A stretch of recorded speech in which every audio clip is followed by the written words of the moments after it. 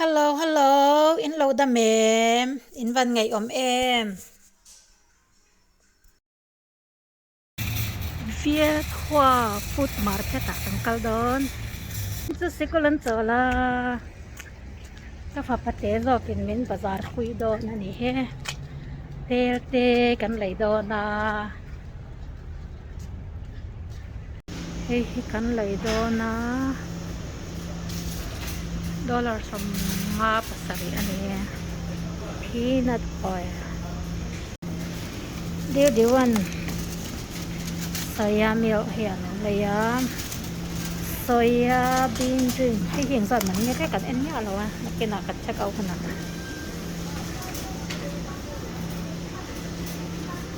restaurant nó ngon này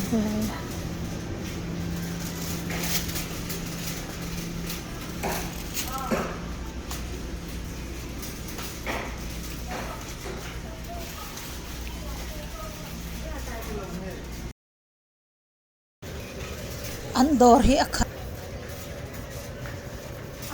ra thak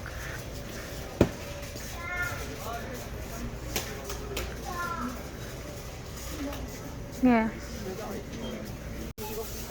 Asian dor ani angin Asian how du zong noodle sang po hay hem ni muna cha no oma atrom po atrom te zoking ko se no pang thom no second hand zorna once upon a chala kan kaldon ani hi yeah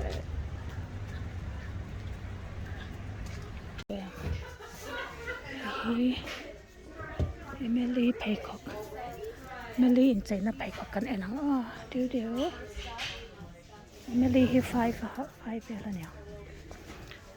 tầm đất tục second hand stroller te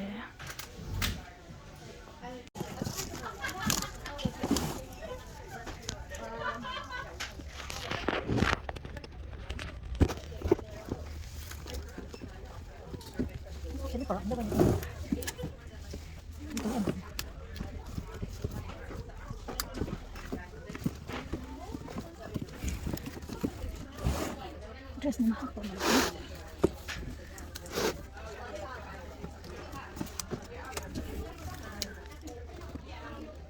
Gali.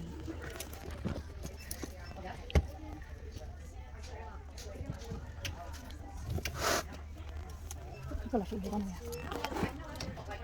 Hindi pinapala mo pala.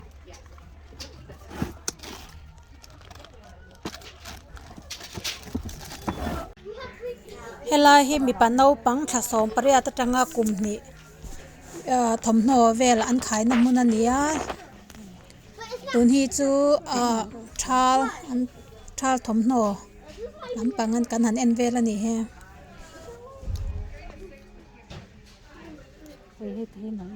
nal top ka pa hi to sa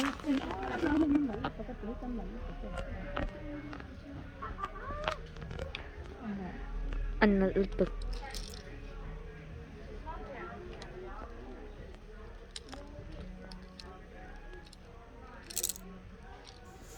he dora hian naupang piang lima tangin kumsom pali naupang kumsom pali hak thleng hi a oma mi pa mai cha ba ka choice sang te stoller te worker ang chi naupang mamo zong ka heta a oma an thal thomno a than pa in oma korlum te chuanin korchung sut ang chi te a oma a om kim khop mai no pang zong no ke thomno man lampang hi thomno lai hi ka war lo tuklawa an thang zung box sia no pang ho he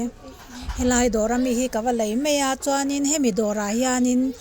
enge no pang thomno por lu tukte atet te thil rong kai te tiang te hian lei bik lawa kan fa te na an hak tok to lo an than san ang hi hemi dora hianin kan wa zuar le thai ani hei no pang high chair ang chi te hi kan fa te nan mang du to lo chuan worker ang chi te hi an mang du to lo chuan hemi dora hianin azor le thai ve kan ni second hand po thiang lim dewa kan kan ti chu kan nge athiang lim deuh chin kha chu hemi dawra hianin kan fa te hak tok lo kha kan zuar thaya tuna ma chuan second hand ani na hrim a hian ka lo lut ngai lem lo a maro chu tuna chuanin ka war to khop mai no pang hi thom no man to tak tak po hian lo ma mo lem lo